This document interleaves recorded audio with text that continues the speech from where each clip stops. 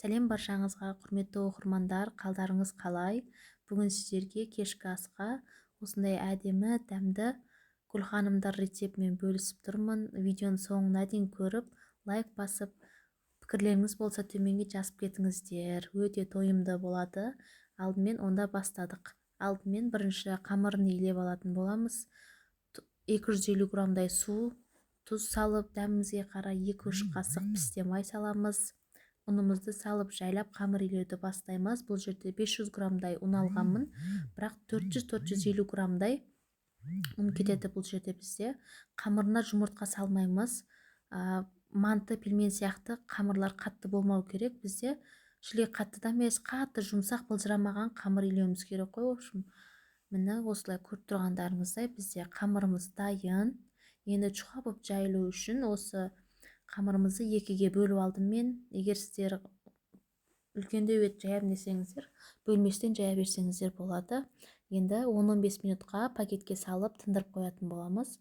Начинкасын дайындаймыз. 400 грамм фарш, менде майлы фарш, 2 штук пиязды ұсақтап турап саламыз. 4 штук картошканы теркадан шығарып алатын боламыз.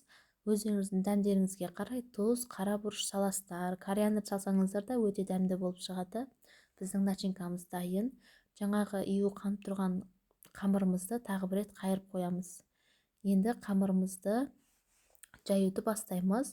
Столымызға ұн сеуіп, как самса ханымдардың бәріне мантыларға бірдей етіп домалақ қамыр жаямыз ғой. Тура сол сияқты қамыр жайып алатын боламыз. Бізде бұл жерде просто пельмен мантыларға қамыры сәл қалыңдау болу керек қой. Гүлханымда бізде қанша чуха болса сонша әдемі әрі дәмді болып шығады. Гүлханымыз жұмсақ болып шығады. Міне осылай чуха етіп жайып алдық. Енді ішіне пісте май жақшы жібереміз. Менде фарш майлы болғандықтан қатты шылқытып май жаққан жоқпын. Жаңағы начинкамызды екіге бөліп алып, жартысына барлық жеріне бірдей етіп жайып аламыз. Көріп тұрғандарыңыздай барлық жеріне бірдей болса, әдемі әрі дәмді болып шығады. Енді орап аламыз. Самсаға қалай орасақ, бұл гүлханымға да тура солай тығыздау етіп орап аламыз. Міне көріп тұрғандарыңыздай. Енді осылай кесіп шығамыз. Көрсеткеніндей араларыңызда істеп көргендерде бар шығар. Өте дәмді әрі көрінуде әдемі болып шығады. Қонақтар келгенде ұсынып жасап берсеңіздер де болады. Мына осылай бір сәл кішкене басамыз. Қатты бассақ бір-біріне жабысып қалуы мүмкін. Одан кейін басқаннан кейін шетін осылай кішкене ашып қоямыз. Бізде пісіп жатқан кезде сол кезде ашылып әдемі роза сияқты, гүл сияқты болып әдемі болып пісіп шығады.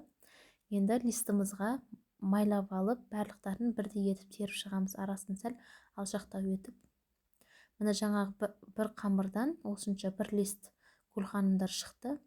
Енді екінші қамырды да жайып алып, тура солай қайтадан жасап аламыз. Егер менің парақшамда бұл видеоны бірінші рет көріп тұрған болсаңыздар, подписаться етіп қойыңыздар. Ішін көрсеңіздер болады. Парақшамда өте әдемі әрі дәмді тамақтардың, пирог, тәттілердің рецебі бар. Құдай қаласа алдағы уақытта тағы да күшті рецептермен бөлісетін болам. Жазылып кетуді ұмытпаңыздар. Егер пікірлеріңіз болса, егер менен қателіктер өтіп жатқан болса, комментарияға жазып кетіңіздер. Сіздерге міндетті түрде ответ қайтаратын болам. Мына осылай барлығын жасап алдық. Екінші золамызда тағы бір лист гүлханымдар шықты. Кешкі асқа беймарал тоятын боласыздар. 2-3 түгін жесеңіздер өзі тойымды болады. Міне енді қайнап тұрған суда мантоваркамызға қойып 45 минут пісіріп алатын боламыз. Тамағымыз пісіп шықты, қамырлар жұмсақ, сочный болып шығады. Өздеріңіз қалауларыңызға қарай бетін жасап аласыздар. Мен осындай зелендер сеудім. Майонез, кетчуп, айрандармен күшті кететін тамақ болды. Ас болсын, жасап көріңіздер.